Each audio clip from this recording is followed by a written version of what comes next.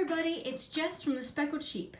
So normally we do a show called Live at 11 every day, Monday through Friday at 11 o'clock a.m. If you tune into our Facebook page during those times, you'll see us live on Facebook, typically for 20 to 40 minutes. And we go over product demos, news updates, yarn and knitting demos, just all sorts of different things to help you feel a part of the shop and see what's going on and keep apprised of everything that we've got going on here in the store. Because we're on vacation this week, I have pre-made some videos for you, and that's what you're watching today. Today, I want to go over demoing how to pick up dropped stitches. I have some swatches knit up, and I want to go over some tips and tricks on how to fix your knitting if you made a drop stitch mistake. Remember that this week, everything on our online store under the Relief Kits section is on sale, 15% off.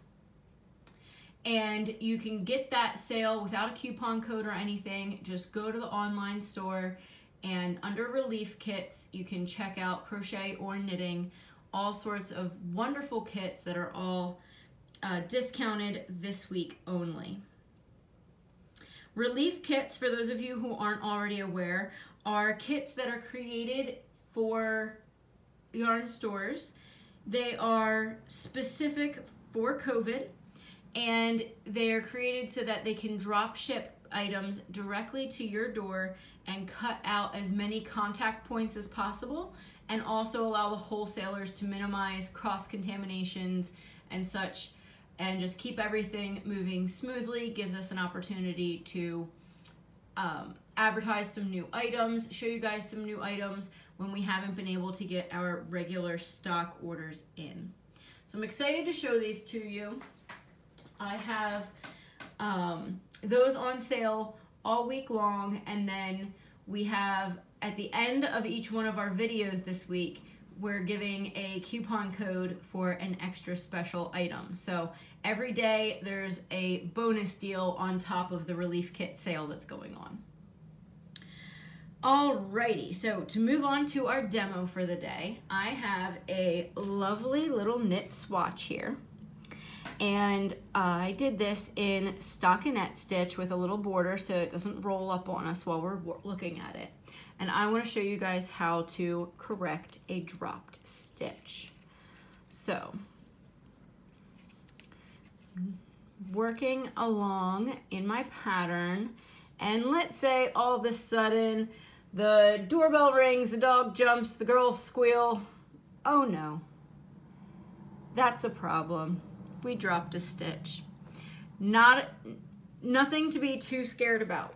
Number one, grab a locking stitch marker. Put it on the stitch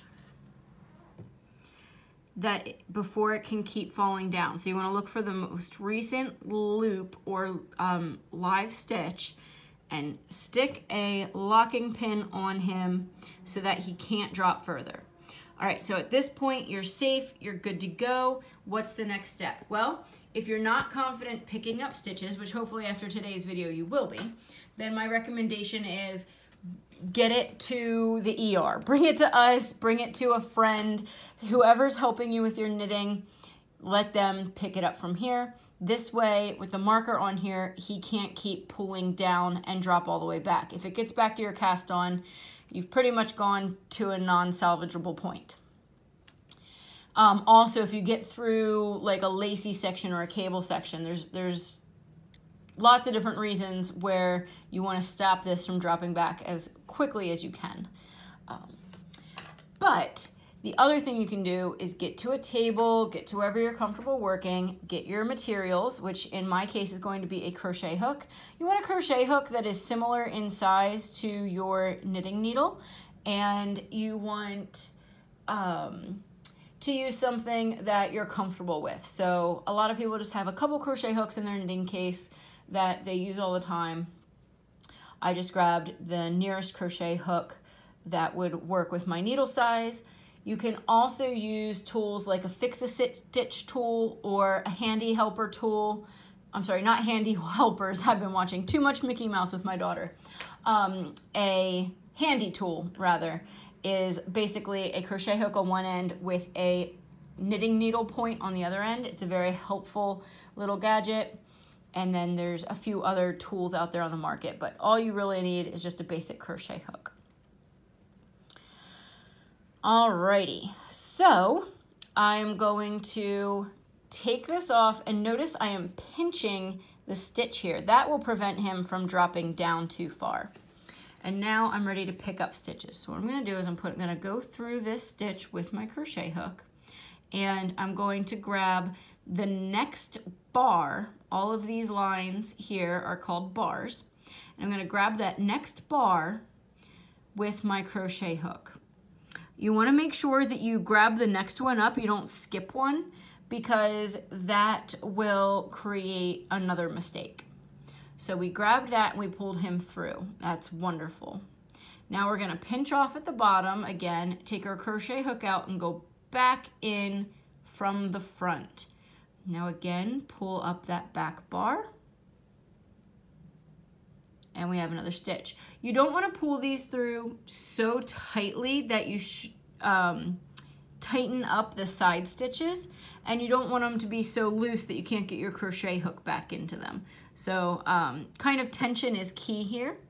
Once you've worked all those bars up to the top, stick that stitch back on the needle, and you have now picked up your stitch.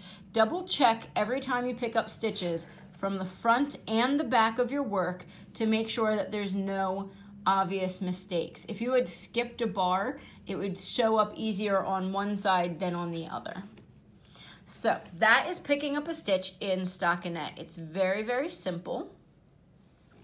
And now I want to work over to the other side of the project, and I want to show you what it would look like and what to do if you drop it while you're on the purl side of stockinette.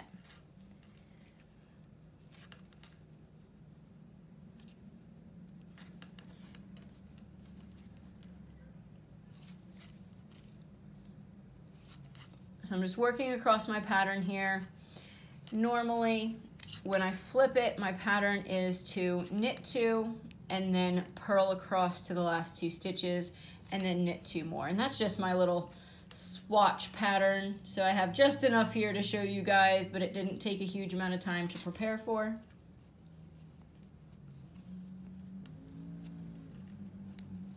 Okay, now I dropped a stitch. Oh no! Again, first thing you're gonna wanna do, grab that stitch with your marker, lock him on, keep him safe. Okay, now to fix this, you can fix it from this side. However, it is much, much easier to flip your work around and fix it from a stockinette stitch, from the knit stitch side.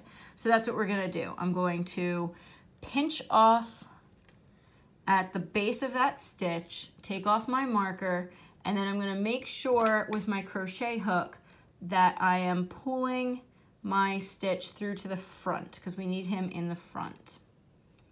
Now I'm going to go into that stitch with my crochet hook, and then I'm going to pull up the next bar, come through, give it a little pinch here so that you can come out safely, grab the next bar,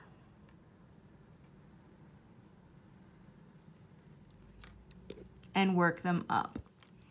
It's as simple as that. Now we're going to flip our work back around, make sure our stitches are all where they belong. So my working yarn's back here, which means I need to slip this last stitch back onto the left-hand needle. And now I can continue working. So it's not so scary, right? No need to panic. I know I'm not live, but please go to our Facebook posts every day and comment on what you like and don't like about our demos. Help us get better at them and at our lives every day as we go. So Just keep letting us know how things are helpful. If I could have done something differently in this demo to be more helpful, please let me know what that is. I want to show you one more thing on this swatch, and then I want to move to a garter stitch swatch and just show you how to pick up in garter stitch. So ideally right now I've been showing you only one stitch dropped off the needle, and we all know that it is rare that we only drop one stitch. So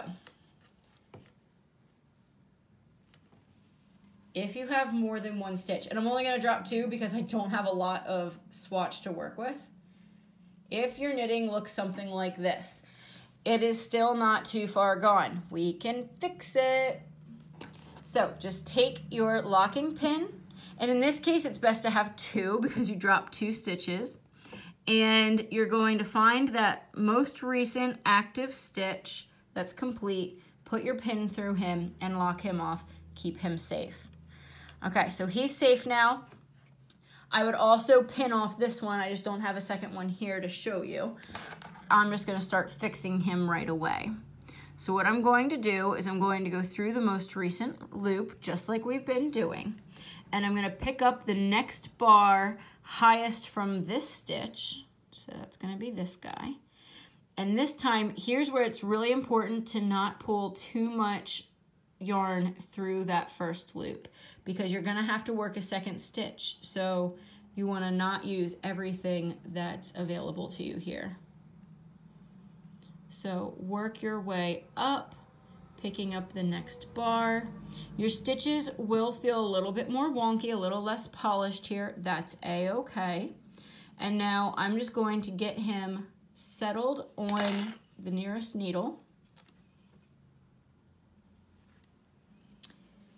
So you can see he's a little wonky. That's all right. As we bring up this next stitch, things will get better. So now I can take off this pin, give a pinch. You want to make sure when you're picking up stitches that you don't twist them, okay? So when you pull this through, don't go like this to get through to your next one. That will create a twisted stitch, which will mess up your work. You don't want to do that. So you want to go in straight forward. You have your little horseshoe there. Pick him up. And just always grab the next available bar.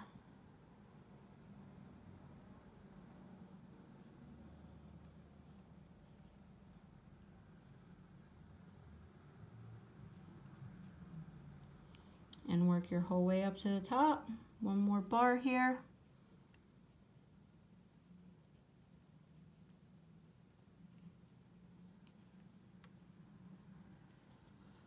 And pop him on a needle so he's safe. Double check our work, front and back. We are good to go. You can see here how the gauge evened himself back out. If you still have something looking particularly wonky, not a problem at all. When you block your project, when you're finished, that will take care of itself. It will all even out. And now you're good to, I'll get back in camera view, sorry. Now you're good to just finish out your row.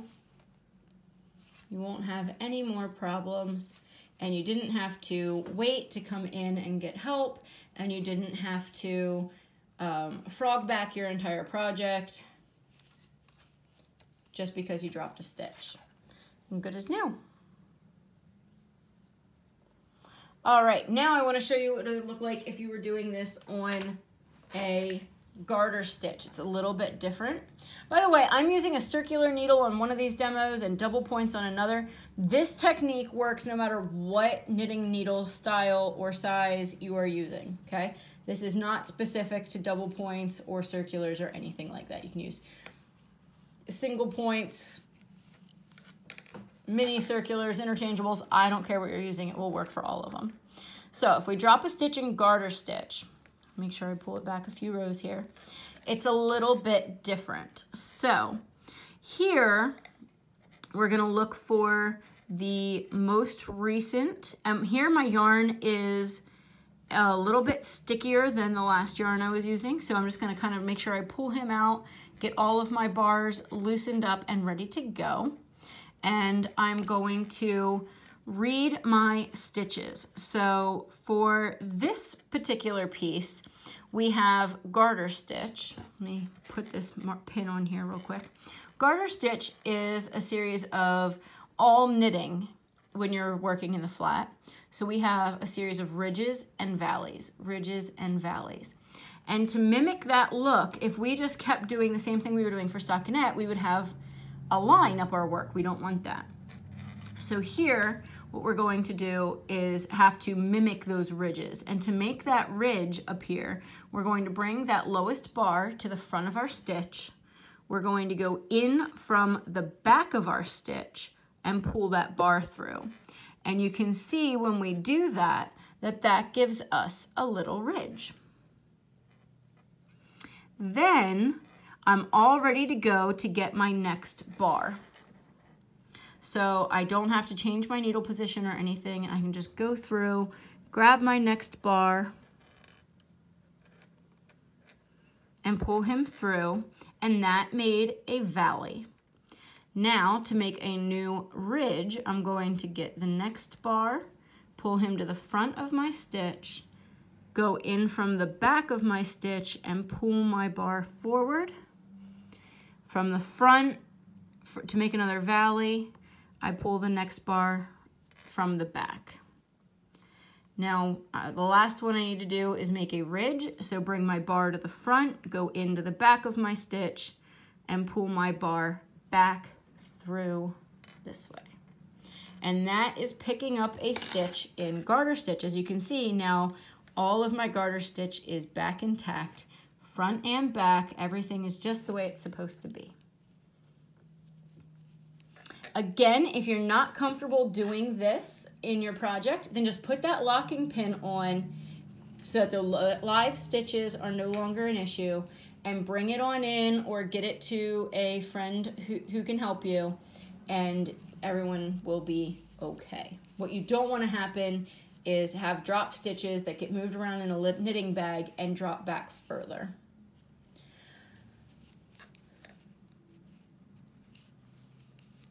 I do recommend that you create just little swatches and practice this. It's always best to practice where it doesn't matter. That way, if you don't nail it the first couple times, it's okay. You can keep going. For my swatches, I'm just using any scrap yarn and appropriate size needle to the weight that I'm using. And I cast on about 15 stitches, and I just knit every row for the garter stitch.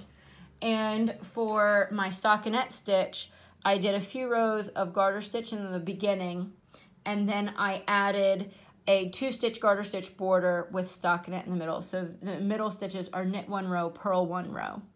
I do recommend that you maybe work on a larger swatch, maybe like a 10-inch swatch to start, so that you've got lots of room to hold. It can be a little trickier if you just have this tiny piece, but you can get away with something this small. So maybe cast on like 40 stitches and just practice. Have that ongoing scrap swatch ready to go. A worsted weight yarn in just a basic wool is fantastic. On an 8 to a 9 needle would be wonderful.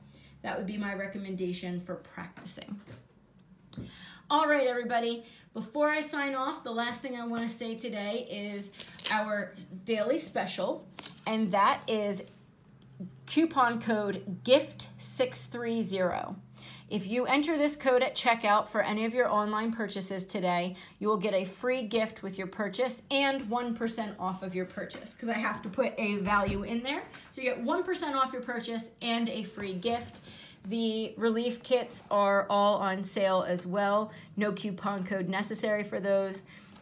And we will be back on July 6th to fulfill orders. All right, guys, have a wonderful day. Hope you really enjoy the weather we're having, and I hope that you have a great 4th of July this weekend. See you tomorrow.